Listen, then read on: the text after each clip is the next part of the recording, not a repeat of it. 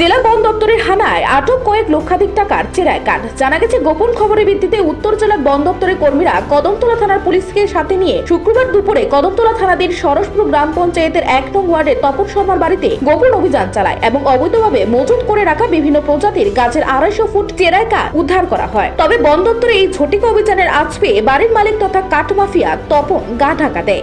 এদিনের এই অভিযানে উপস্থিত ছিলেন জেলা বন আধিকারিক সুমন মাল্লা, মহকুমা বন আধিকারিক অশোক কুমার, রেঞ্জার সুপ্রিয় দেবনাথ, মহকুমা পুলিশ আধিকারিক দেবাশিস সাহা, বিভিন্ন ফরেস্ট বিটের বিট অফিসার সহ কদমতলা থানার পুলিশ। এই মর্মে জেলা বন আধিকারিক সুমন মাল্লা জানান, গোপন খবরের ভিত্তিতে এই অভিযান চালিয়ে বিভিন্ন মাপের চেরাই কাঠ উদ্ধার হয়েছে, যার বাজার মূল্য প্রায় 10 লাখ টাকা। তিনি জানান, এই কাণ্ডে বাড়ির মালিকের বিরুদ্ধে মামলা রুজু করে তদন্ত করা হবে। সাথে উদ্ধারকৃত কাঠগুলি রিজার্ভ ফরেস্ট ও কাঞ্চনপুর থেকে অবৈধভাবে এনে মজুত করা হয়েছে। তারা জানান, এই ধরনের অভিযান আগামী দিনেও অব্যাহত থাকবে।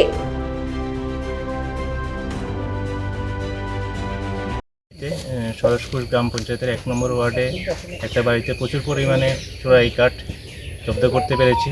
প্রায় 250 ফুটের মতো কাঠ হবে, যার বাজার মূল্য 10 লাখ টাকার কাছাকাছি হয়ে যাবে এখন যে সেগুন আছে। তো আমরা এখন পর্যন্ত কাউকে গ্রেপ্তার করতে পারিনি। মালিকের যে ওনার আছেন, ওনার বিরুদ্ধে আইনানুগ ব্যবস্থা নেওয়া হবে।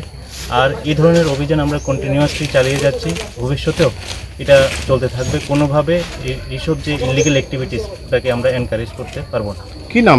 এটা সব কিছু ওয়ার রেজিস্ট্রি হবে, ডিটেলস কালেকশন করে ওনার প্রিভিয়াস অ্যাক্টিভিটি কী আছে সবগুলো কালেক্ট করে ওয়ার রেজিস্ট্রি। এই যে কাঠগুলি স্যার কোথা থেকে আসতে পারে, কি ধারণা বলে প্রথমে ধারণা? এগুলো মেনলি জুরি আরএফ থেকে আসছে, কিছু ঊনকোটি ডিস্ট্রিক্ট থেকেও আসছে, বিভিন্ন জায়গা থেকে নিয়ে এসে এখানে অ্যাসেম্বল করছে। তো গোপন খবরের ভিত্তিতে আমরা এগুলো সিজ করছি। স্যার, আপনি খুব একটা সুন্দর কথা বলছেন যে আগামী দিনে অভিযানটা জারি থাকবে। তো আমরা দেখতে পেরেছি স্যার, বিগত দিন থাকবে আপনাদের। আমাদের অলরেডি প্রপোজাল দেওয়া আছে যে আরেকটা চেকপোস্ট করার ব্যাপারে, কারণ যে পোরাস বর্ডার যেটা আছে ওটাতে আরেকটা চেকপোস্ট বসানোর আমাদের প্রস্তাব অলরেডি দেওয়া আছে। আশা করি ওটা হয়ে গেলে পরে অনেকটা এই যে ইলিগাল অ্যাক্টিভিটি রেস্ট্রিক্ট করা যাবে।